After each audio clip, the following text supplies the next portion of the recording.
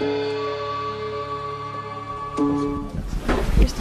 right, good morning, everybody. My name is Zach Seidel. I'm Deputy Mayor of Communications for Mayor Karen Bass. The Mayor's office continues to host these daily traffic briefings this week at 6 a.m.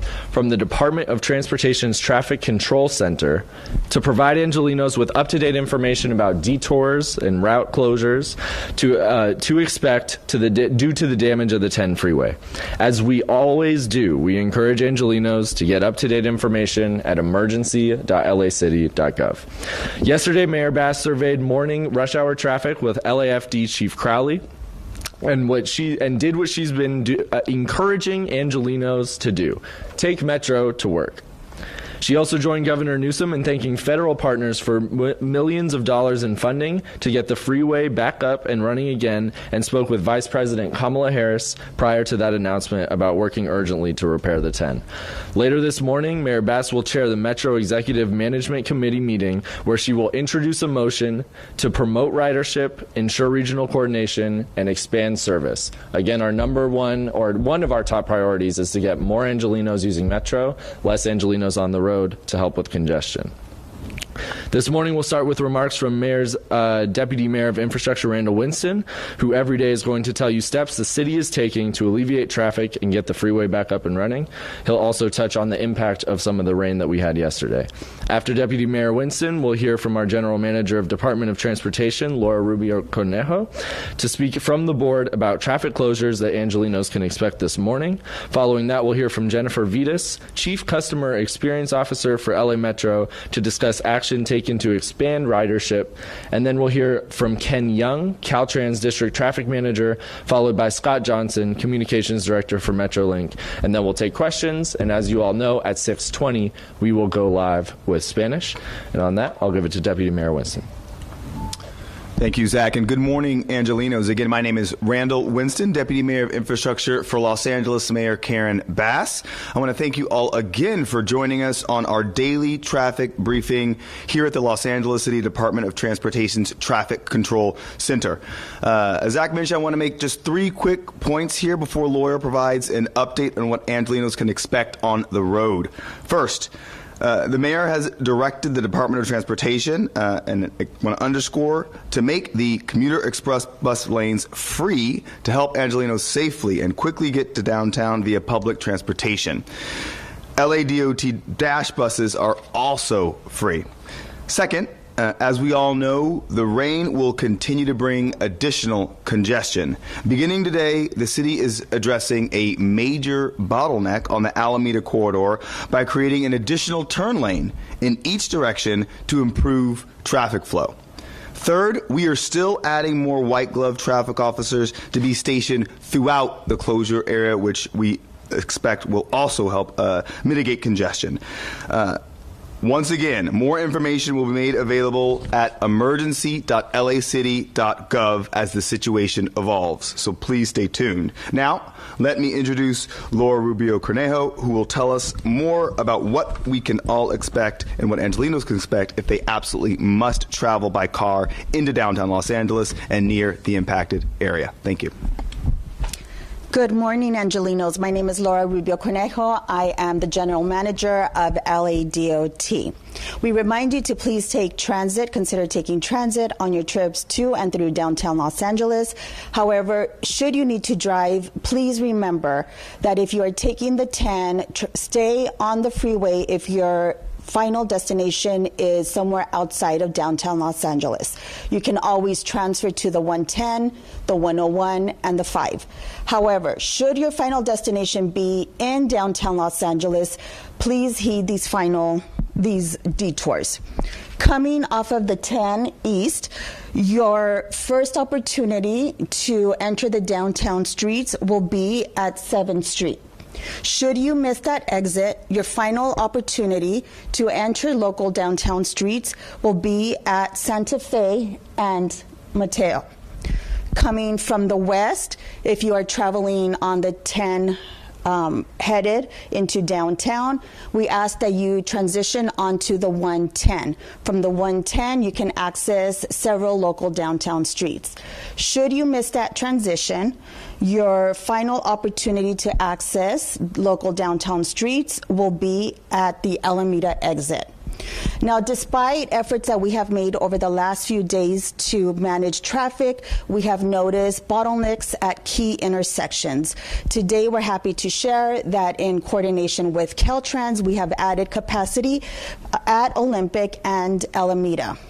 By adding 2 left turn lanes onto and leading into the 10 West and the 10 East, we hope that this helps address congestion that we've been noticing on Alameda and Olympic. However, as a reminder, please take transit if you can. LADOT Commuter Express is free, as is Dash, and the Metro A and E lines are operating smoother and faster than ever. Angelinos, every person who chooses to not drive can make all the difference in keeping our city moving. Now I'd like to introduce Jennifer Vides from Metro.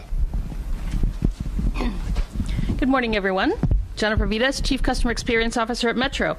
I have a couple quick updates today, and I will also share them in Spanish a little bit later. We're thankful to those of you who have put your faith in Metro over the last few days. We're pleased to report that Metro continues to see higher ridership, especially on the E line that goes east and west through the downtown core, and we're grateful to LADOT for helping us make that ride to make that ride faster and smoother. It's clear that people are adjusting to their commute, and we appreciate the great feedback that we're getting so far. We've also seen an increase in a couple hundred cars parked at outlying stations, which represents up to a 25% increase at a few key stations, including Norwalk, Lakewood, Azusa, and East LA. While Azusa is approaching full parking capacity this week, motorists can be assured that there are ample parking spaces at the nearby Irwindale station, which is off the I-210 freeway, exit at Irwindale Avenue, and along the A-line stations. Metro is working with Caltrans in real time to direct motorists to stations when with available parking spaces. We're also getting closer to the weekends, so I wanted to remind you that Metro can connect you to what you love downtown without you having to take your car. Earlier this summer, we opened 3 shiny new rail stations in the downtown core: LA Little Tokyo Arts District, Historic Broadway, and Grand Avenue Arts Bunker Hill. They're on the A and E lines. Our new stations create smoother, faster transfer-free rides between Azusa and Long Beach and East LA and Santa Monica, all through the downtown core. These stations make it easier than ever for you to get to work, to play, and for riders across LA to meet downtown. For those of you who want to come to special events in the evenings, we are maintaining 10 to 12-minute headways until 10 p.m. So they start earlier in the evening, and we will continue them until 10 p.m. As a reminder, Metro can take you to the LA Convention Center for the LA Auto Show that starts on Friday, and to Crypto.com Arena to see your Clippers on Friday night, to your Lakers on Sunday night. We can also get you straight to the Coliseum to see USC host rival UCLA on Saturday. And on Sunday, you can take our C and K lines to our free shuttles to SoFi Stadium to watch the Rams take on the Seahawks. It's easy to get to all those places and more on Metro's rail network. Check out the Metro Source blog for details or call 323-GO-METRO for routing. I encourage all of you to leave your cars at home and go Metro. Thank you.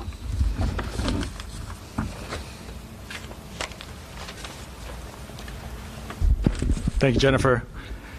Good morning. My name is Ken Young. I'm the District Traffic Manager with Caltrans in Los Angeles. I wanted to update you in terms of delays, a small sample size of delays, pre-event and post-event, so we could better quantify what this impact is and what we can do about it. In terms of the week prior, the delay on the typical average delay on the weekdays was about 14 minutes. Post-event, that delay is 30 minutes. So it's nearly 2 times the delay.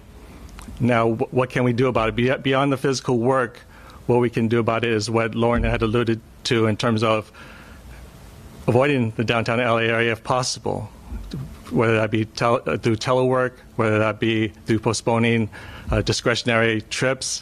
If we absolutely need to be in downtown LA, the best thing to do is plan ahead, use your navigation devices, take public transit, and if you need to go through downtown LA, the best course of action would be to stay on as Lauren indicated, stay on the freeways, and using the side streets as a shortcut is, as we probably know by now, not going to be very beneficial at this time. Beyond that, we will continue to monitor traffic conditions at the Los Angeles Regional Transportation Management Center. We're working aggressively with the city and Metro to meet the needs of the public as we go through this recovery process, and we appreciate their partnership. Thank you.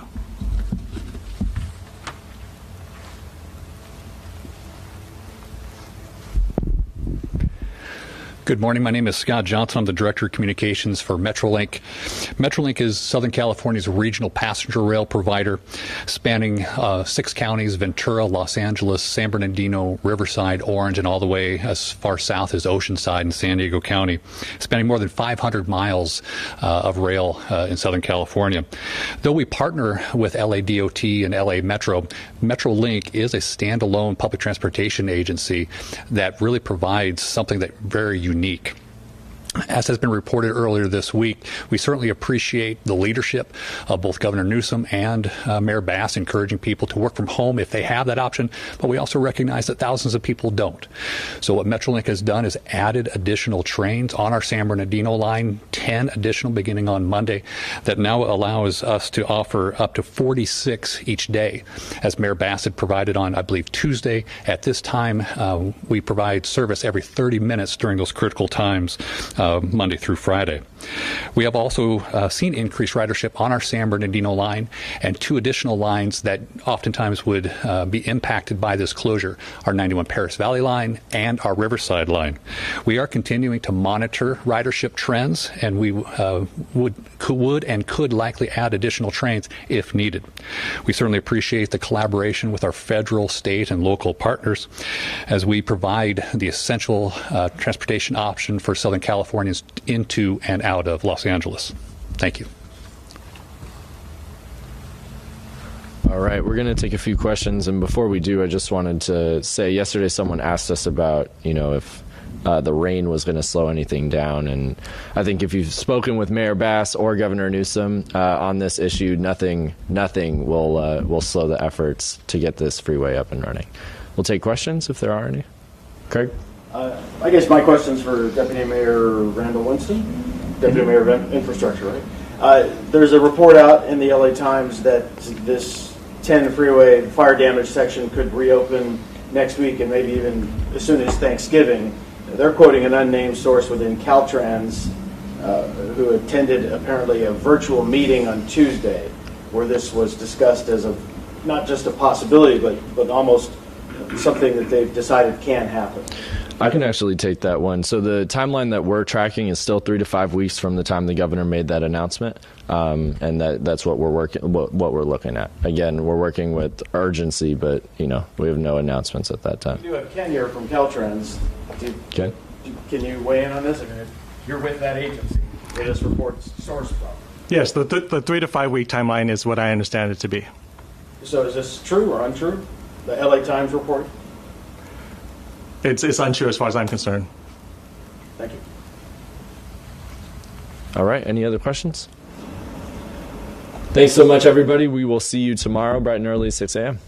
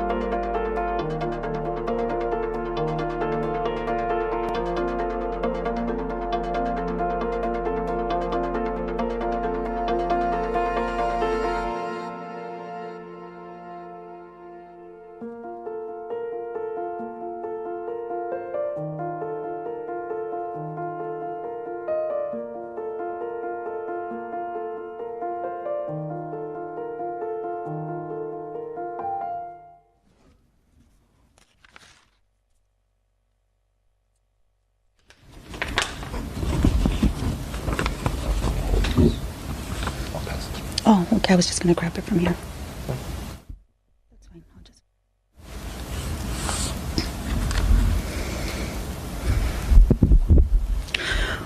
Buenos días, angelinos. Mi nombre es Laura Rubio Cornejo, gerente general del Departamento de Transporte de Los Ángeles.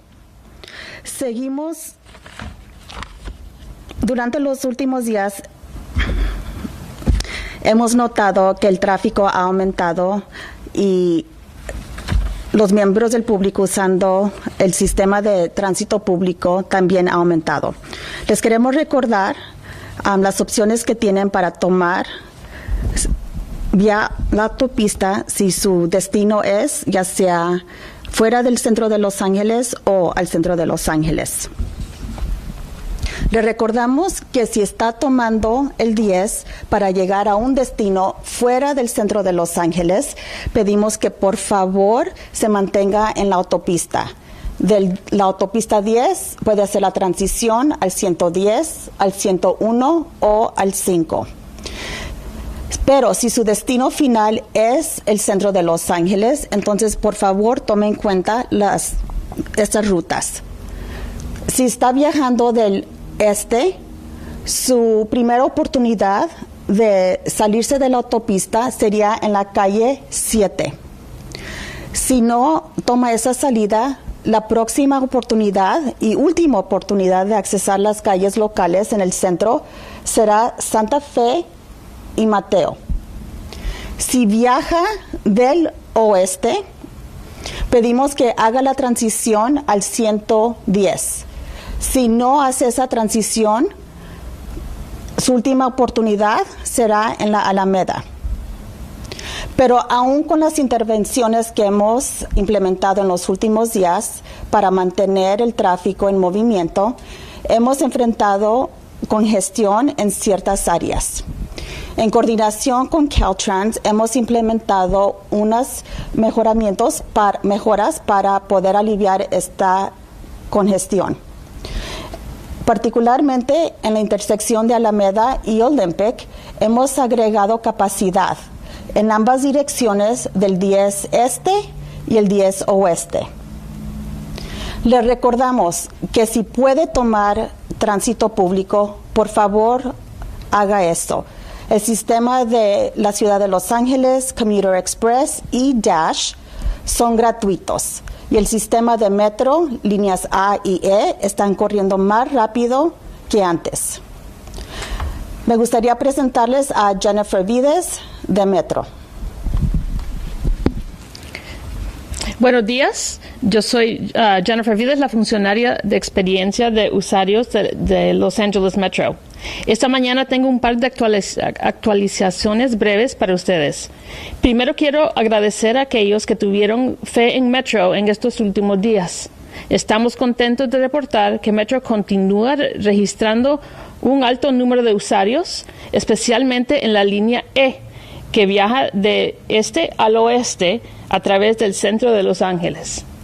Es obvio que la gente se está ajustando a la nueva forma de viajar diariamente al trabajo. Además, apreciamos los comentarios que estamos recibiendo hasta ahora. También estamos viendo un incremento de un par de cientos de automóviles estacionados en las estaciones de trenes periféricas, que representan un aumento de hasta 25% en algunas estaciones claves, incluyendo Norwalk, Lakewood, Azusa y el este de Los Ángeles. Mientras que el estacionamiento de la estación Azusa está casi llena a la capacidad en esta semana, los conductores pueden estar seguros que hay más espacio para estacionarse en la carcena estación Irwindale y en otras estaciones a lo largo de la ruta del tren de la línea A. Metro está trabajando con Caltrans en tiempo real para dirigir a los automovilistas a otras estaciones con estacionamiento disponible. Se acerca el fin de semana y queremos recordarle que Metro lo puede conectar con lo que más le guste del centro de Los Ángeles, sin que tenga que subirse a su auto. A principios de este verano, abrimos 3 nuevas estaciones de trenes en el centro de Los Ángeles: Little Tokyo, Historic Broadway y Grand Avenue Arts Bunker Hill. Estas estaciones son parte de las líneas A y E. Nuestras nuevas estaciones crean un viaje más rápido, cómodo y de transbordos gratuitos entre Azusa y Long Beach y desde el este de Los Ángeles a Santa Mónica. Todo a través del centro de Los Ángeles. Estas estaciones hacen más fácil que nunca ir a trabajar, a divertirse y hacen más fácil conocer el centro de Los Ángeles a aquellos usuarios aventureros. Para quienes quieren venir a eventos especiales por las noches, los trenes pasan cada 10 o 12 minutos hasta las 10 de la noche en la línea A y la E, para asegurar que pueda regresar a su casa cómodamente. Como un recordatorio, Metro lo puede llevar al LA Convention Center para el LA Auto Show de Los Ángeles y se inicia este viernes a la arenacrypto.com.